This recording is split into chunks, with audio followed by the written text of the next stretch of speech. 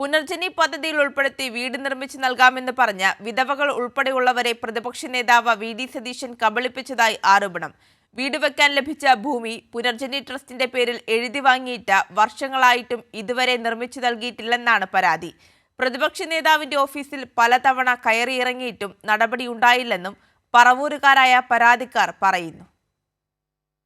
ഈ 4 പേർക്കും വാടക കൊടുക്കാൻ നിവൃത്തിയില്ലാത്ത ആൾക്കാരാണ് ഇതിനകത്തുള്ളവർ മൊത്തം. ഞങ്ങൾ ഒരാൾക്ക് സീരിയസ് ആയിട്ട് അസുഖം കൂടുതലായിട്ട് പോലും അവർക്ക് വാടക കൊടുക്കാൻ പറ്റുകയില്ല. എന്നിട്ട് അവരിപ്പം അവരെ മാറ്റി. ഇപ്പം എന്നോട് മാറാൻ പറഞ്ഞൊക്കെ കോടതി ഓർഡറാണ്.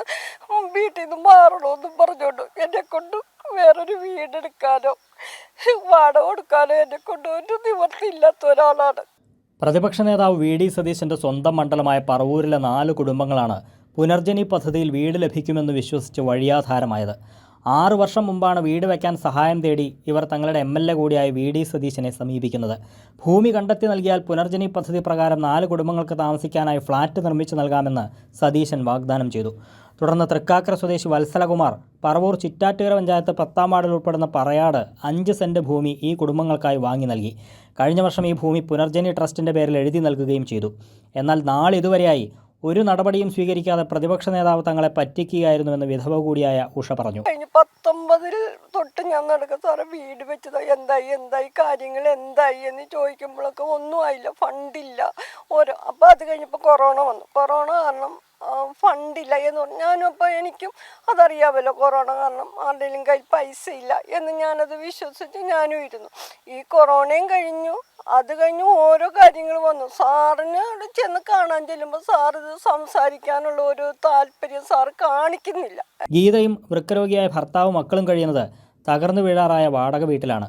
വാടക അടക്കാൻ പണമില്ലാതായതോടെ ഏതു നിമിഷവും ഇവർക്ക് വീടൊഴിയേണ്ടി വരുന്ന അവസ്ഥയാണ്. അപ്പം 5 വർഷമായി അതിന് വേണ്ടി നടന്നിരുന്നു. ഞാനിപ്പോൾ കിട്ടുമെന്ന് വിചാരിച്ച് അങ്ങനെ ഇരിക്കുകയായിരുന്നു. ഒരു സമാധാനം വരുന്ന ഒരു വീട് വേണമല്ലോ, കിട്ടുമോ എന്നുള്ളൊരു പ്രതീക്ഷയായിരുന്നു. പക്ഷെ ഇത്രയും വർഷമായിട്ട് യാതൊരു ഇതുമില്ല. എനിക്കും വയ്യാണ്ട് ഞാൻ തൊഴിലുറപ്പിൽ പോയിരുന്നാണ്. ഇപ്പോൾ അതിനെയും പറ്റുള്ള ചേട്ടൻ്റെ ഇട്ടുണ്ടെങ്കിൽ പോകാനും പറ്റൂല. നാട്ടുകാരെ സഹായിച്ച് പിരിവിട്ടൊക്കെയാണ് അങ്ങനെ പോയിക്കൊണ്ടിരിക്കുന്നത്. തങ്ങളുടെ ദുരവസ്ഥയെക്കുറിച്ച് പലതവണ പ്രതിപക്ഷ നേതാവിനോട് നേരിട്ട് സംസാരിച്ചിട്ടും ഇടപെട്ടില്ലെന്ന് ഇവർ ചൂണ്ടിക്കാട്ടുന്നു. വി.ഡി. സതീശന്റെ വാക്കു വിശ്വസിച്ച് വഴിയാധാരമായ 4 കുടുംബങ്ങളുടെ കഥയാണ് ഈ കണ്ടത്. വർഷങ്ങൾ കടന്നുപോയതിനാൽ ഇനിയെങ്കിലും പുനർജനി പദ്ധതിയിൽ ഈ വീട് യാഥാർത്ഥ്യമാകുമോ എന്ന വലിയ ആശങ്ക ഇവർക്കുണ്ട്. പറവൂരിൽ നിന്നും KM ഉമേഷ്, കൈരളി ന്യൂസ്.